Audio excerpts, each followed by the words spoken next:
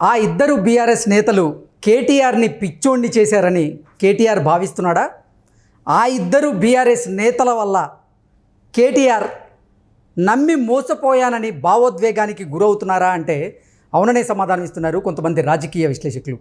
ఇక ఇదే అంశానికి సంబంధించి మనతో మాట్లాడేందుకు టీడీపీ అధికార ప్రతినిధి సూర్యదేవర్ లత గారు మనతో ఉన్నారు. లత గారితో మాట్లాడదాం. లత గారు నమస్తే అండి. నమస్తే. ఆ ఇద్దరు బీఆర్ఎస్ నేతలు కేటీఆర్ని పిచ్చోణ్ణి చేశారని కేటీఆర్ భావిస్తున్నాడని, ఆ ఇద్దరు బీఆర్ఎస్ నేతలు కేటీఆర్ని నమ్మక ద్రోహం చేశారని కేటీఆర్ భావోద్వేగానికి గురవుతున్నారు అంటూ కూడా ఒక వార్త ఇప్పుడు సోషల్ మీడియాలో చక్కర్లు కొడుతూ ఉంది. ఆ ఇద్దరు నేతలు ఎవరు అంటే ఏం చెప్తారు? ఆ రాజకీయంలో సహజమే ఎవరైనా పార్టీలు మారటం అనేది. ఇప్పుడు ప్రతి వాళ్ళు కూడా ముందు రోజు ఒకరోజు పొద్దున ఒక పార్టీలో చూస్తున్నాం, సాయంత్రానికి ఇంకో పార్టీ మారటం, ఇలాంటివి చేస్తూనే ఉంటున్నారు. కాకపోతే కేటీఆర్ లాంటి వాళ్ళు ఎందుకంటే రైట్ టు లెఫ్ట్ లాగా భావిస్తూ వాళ్ళని మీద ఆధారపడి వాళ్ళతోనే ఈయన చేసిన స్కామ్లే కానివ్వండి అన్నీ షేర్ చేసుకోవటం కానీ ఇలాంటివన్నీ పలు రకాల అంశాల్లో వాళ్ళ ఇన్వాల్వ్మెంట్ కూడా ఉండే ఉంటుంది. ఎందుకంటే అంత క్లోజ్నెస్ ఉండేది వాళ్ళ మధ్యలో. అలాంటి వాళ్ళు వెళ్ళిపోతారనేది ఆయన గెస్ చేయలేదు.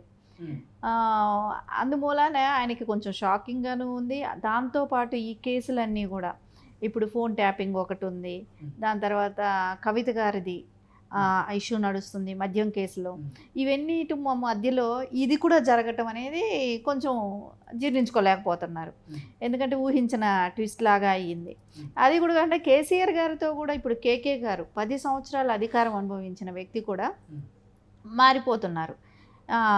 కడియం శ్రీహరి గారు ఆయన కూడా మారిపోతున్నారు అని చెప్తున్నారు. మనం ఇప్పుడు కడియం కావ్య వరంగల్ సీటు తనకి డిక్లేర్ చేసిన తర్వాత కూడా తను విత్డ్రా అవుతున్నారు. మళ్ళీ అదే సీటుని కాంగ్రెస్ తరపున తీసుకొని తన ఎంపీగా కంటెస్ట్ చేస్తున్నారు. వీళ్ళందరినీ కూడా చూస్తుంటే ఖచ్చితంగా పార్టీలు మారేవాళ్ళు అది కేసీఆర్ బ్యాచ్, కేటీఆర్ బ్యాచ్లో వాళ్ళు మారుతారని ఆయన గెస్ చేయలేదు. ఖచ్చితంగా అది కూడా జరిగింది. పట్నం మహేందర్ రెడ్డి గారని మంత్రిగా పనిచేసి మాజీ మంత్రిగా ఆయన ఒకళ్ళు, ఎంపీగా రంజిత్ రెడ్డి గారు, వాళ్ళిద్దరూ కలిసి మారుతున్నట్టు తెలుస్తుంది. పార్టీలు మారే అవకాశాలు కనపడుతున్నాయి. ఎందుకంటే మునిగిపోయే నావ లాంటిది బీఆర్ఎస్ అనేది వాళ్ళకి అర్థమైంది. ఎందుకంటే స్కాములతో నిండిపోయింది. రేపు పొద్దున వీటన్నిటి నుంచి వీళ్ళు బయట వచ్చి పార్టీని నడపగలుగుతారా, పార్టీ నడుస్తుందా, తర్వాత ఈ స్కాముల నుంచి ప్రజల్లో కూడా బాగా చొచ్చుకుపోయింది. వీళ్ళు ఇన్ని రకాల స్కాములు చేశారు, ఇన్ని లక్షల కోట్లలో ఉంది, ఈ ధనమంతా ఏమైంది అనేది ఖచ్చితంగా ఒక అవగాహన అయితే అందరికీ ఉంది. కాబట్టి రేపు పొద్దున పార్టీ వస్తుందో రాదో అనే డౌట్తో కూడా వాళ్ళు పార్టీ మారే అవకాశాలు అయితే కనపడుతున్నాయి. అది ఈయన నమ్మాడు.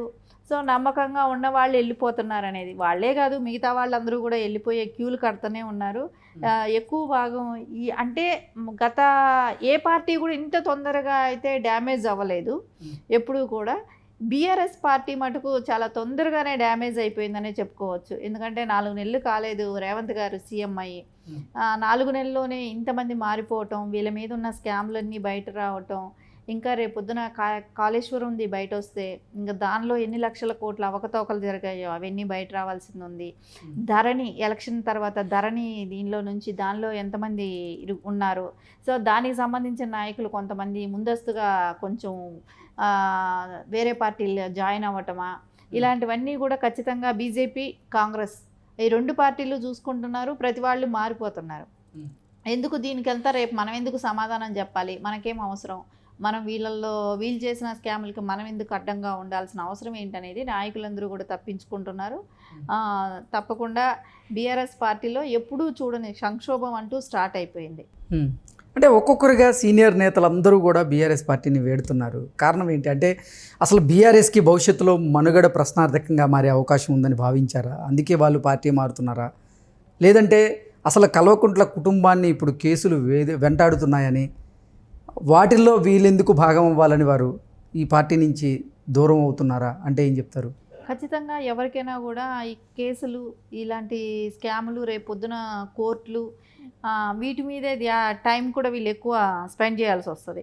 ఇంకా పార్టీని చూసుకునే అవకాశం కన్నా కూడా వీటి మీదే దృష్టి ఎక్కువ పెట్టాల్సి వస్తుంది. కేసీఆర్ గారైనా కేటీఆర్ గారైనా కవిత గారి గురించి కూడా ఇప్పుడు ఆల్రెడీ ప్రాసెస్ స్టార్ట్ అయిపోయింది కూడా. ఆవిడ ఎప్పుడు బయట వస్తారో కూడా తెలియదు.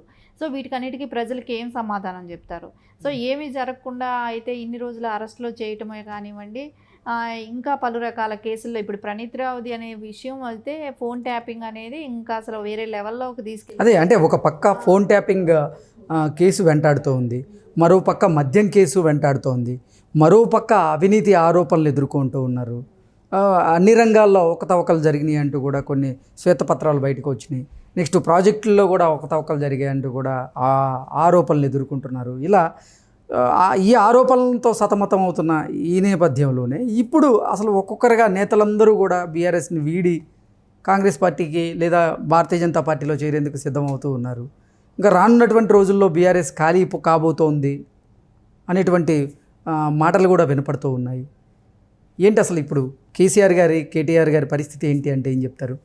ఖచ్చితంగా అయితే పార్టీలు మారిపోయేదానికి చాలామంది ఆస్కారం ఉంది. మేయర్ ఇప్పుడు విజయలక్ష్మి గారు కూడా పార్టీ మారే అవకాశం ఉంది. ఆవిడ ఆల్రెడీ కేకే గారితోనే వాళ్ళ కూతురు కూడా విజయలక్ష్మి గారు కూడా వెళ్ళిపోతున్నారు. సో ప్రతి వాళ్ళు కూడా ఇంకా రేపొద్దున కార్పొరేషన్ ఎలక్షన్స్ వచ్చేటప్పటికి అలాగే రేపు ఇప్పుడున్న కార్పొరేటర్లు కూడా ఉండరు.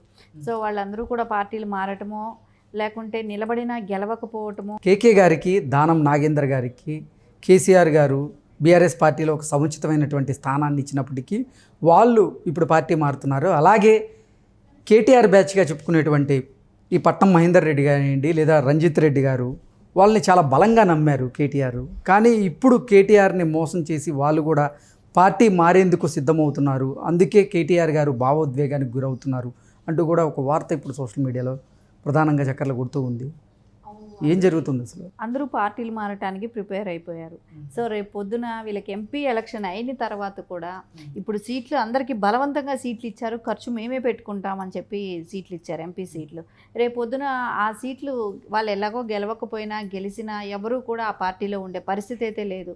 సో బీజేపీయో కాంగ్రెస్ మళ్ళా క్యాండిడేట్లు నిలబడిన క్యాండిడేట్లు కూడా మారిపోయే అవకాశం ఖచ్చితంగా కనపడతానే. అసలు బీఆర్ఎస్ నుంచి పోటీ చేసేందుకు అభ్యర్థులు ఉన్నారా?